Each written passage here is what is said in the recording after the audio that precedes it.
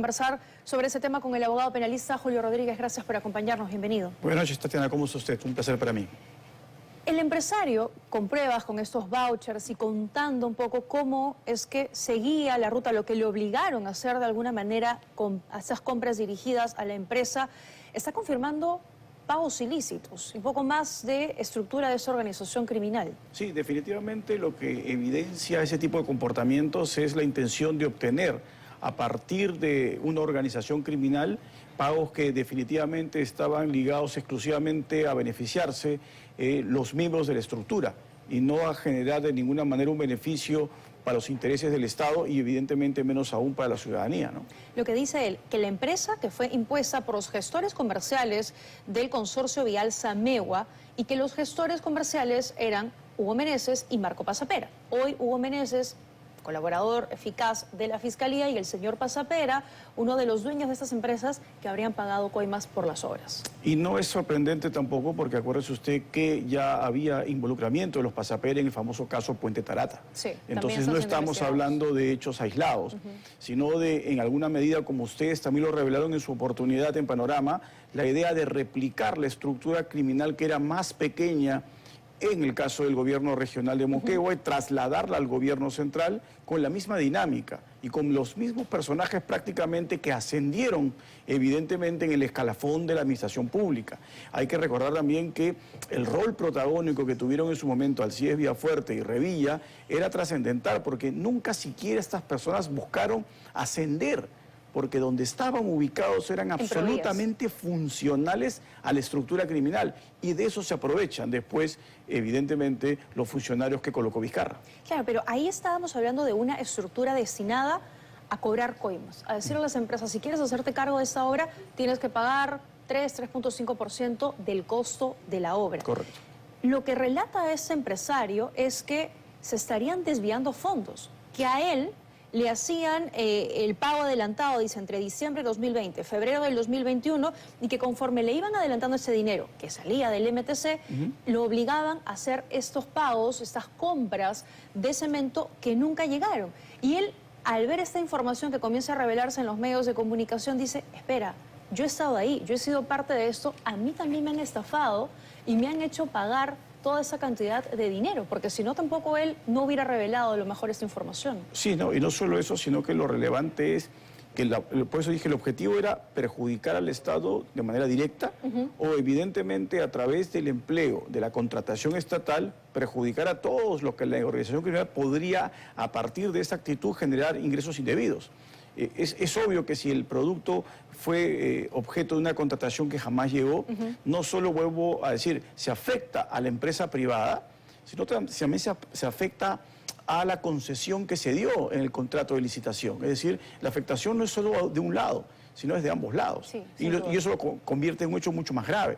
Ahora, esos personajes que hoy quieren colaborar con las investigaciones, caso del señor Hugo Meneses, por ejemplo, entre otros, al parecer no habrían contado esa información a la Fiscalía. O sea, habrían hablado de las coimas, lo que ya todos estamos conociendo, pero esta parte de acá, de que se le obligaba a él a comprar a una empresa que les pertenecía a ellos y que aparentemente se han quedado con ese dinero, eso no lo conocería todavía a detalle el Ministerio Público. ¿Eso podría perjudicar la colaboración eficaz? A ver, eso es importante porque lo que usted señala es trascendental para poder comprender la magnitud del rol que le corresponde a una persona en condición técnica de aspirante a colaborador. Un aspirante a colaborador es, sin ninguna duda, una persona que cometió un delito. Que reconoce. Así es, acepta la comisión del injusto, pero adicionalmente lo que dice es, yo voy a canjear lo que conozco para obtener un premio. De ahí el nombre delación premiada.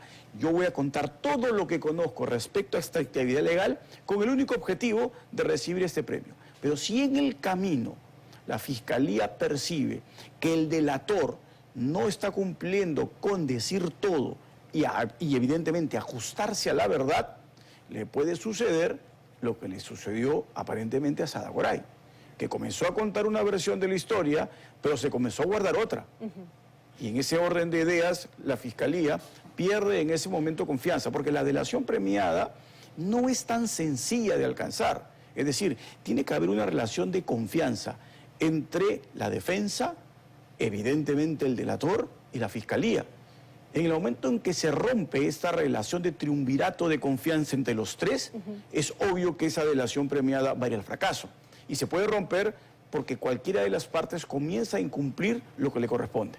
Porque no se trata de que ellos digan, por ejemplo, pero todo lo que he dicho hasta el momento es real, aquí tengo las pruebas, todo lo que sustenta mi declaración, sino que el hecho de que se estén guardando información, esto ya pone en riesgo la figura de la colaboración eficaz. Es que genera desconfianza.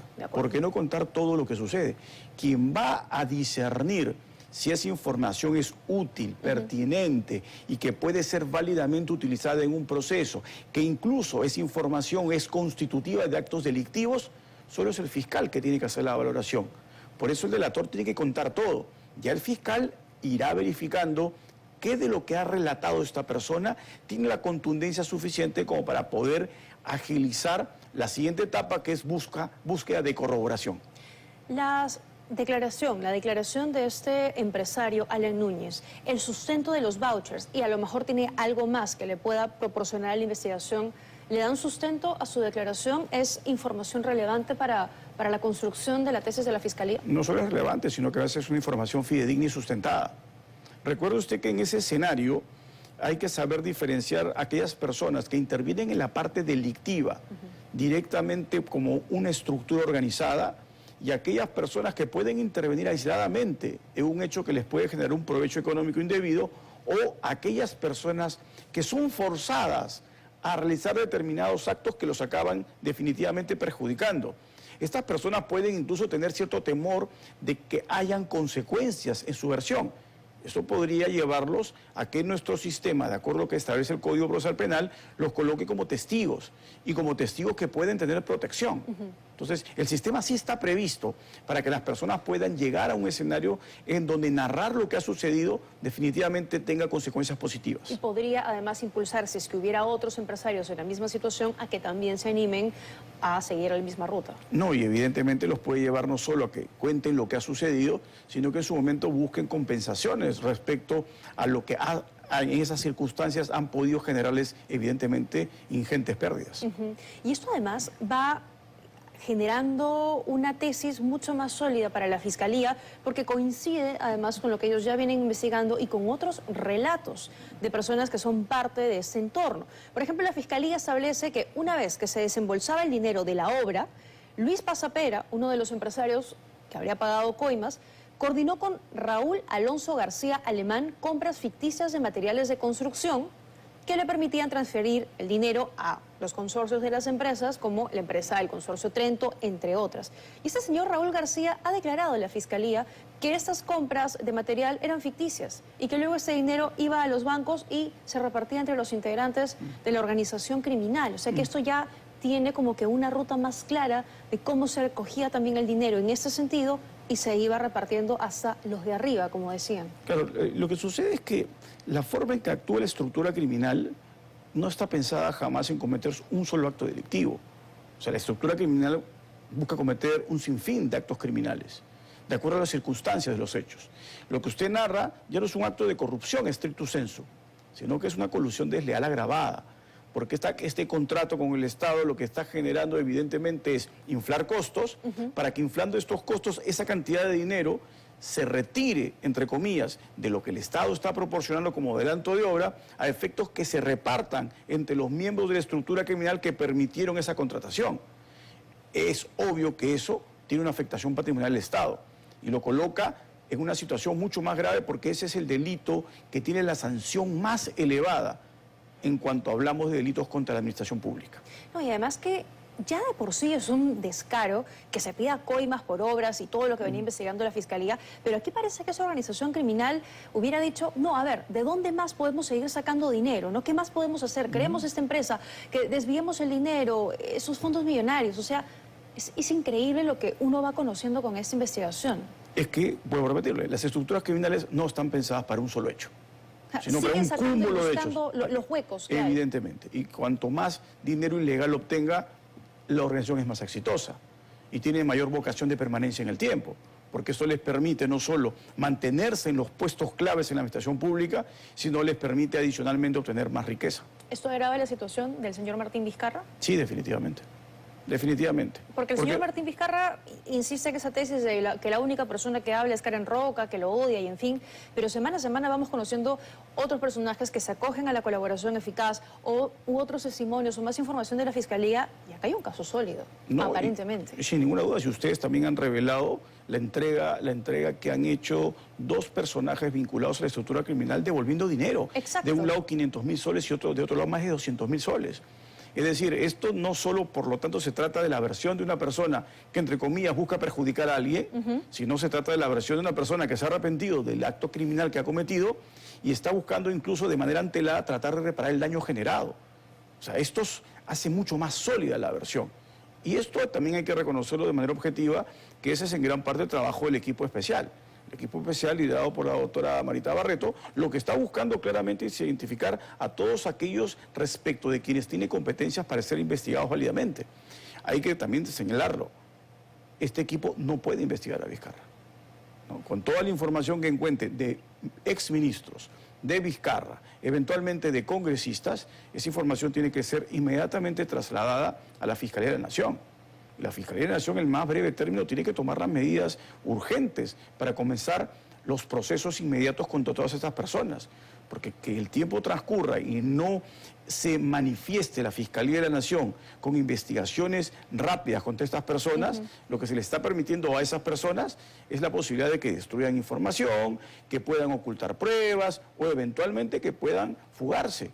Con lo cual va a ser mucho más difícil la labor de persecución del delito. Pero con el terremoto político hoy en el Ministerio Público, ¿cree capaz que esas acciones se puedan tomar oportunamente? A ver, Tatiana, un fiscal de nación tiene que asumir las responsabilidades que le toquen el cargo, y de acuerdo a las prerrogativas que establece la Constitución y la ley orgánica del Ministerio Público. Y eso le significa claramente que él tiene que perseguir los delitos que están dentro de sus competencias. Si no puede hacerlo o la coyuntura lo sobrepasa, pues evidentemente hay una institución que se llama renuncia. Da un paso al costado para que alguien tome el rol protagónico que en este momento corresponde. Es cierto, o sea, el Ministerio Público tristemente está pasando por una de sus más grandes crisis, pero como toda crisis tiene que generarse el espacio para poder separar la paja del trigo. Y esto significa que se queden los buenos fiscales, que los hay muchos, y que se separen los que no lo han sido. Claro.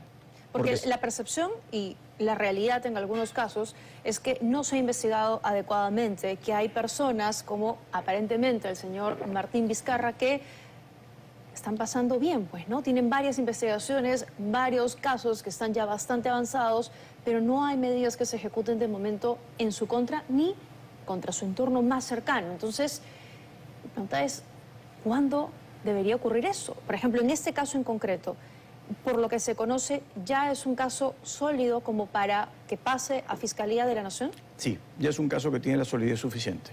Y no tengo la menor duda que en el preciso momento en que el equipo especial encontró data que determine el involucramiento de personas que están aforadas, tiene que necesariamente elevar el informe a la Fiscalía de la Nación. Y la Fiscalía de la Nación tiene que actuar en el más breve término.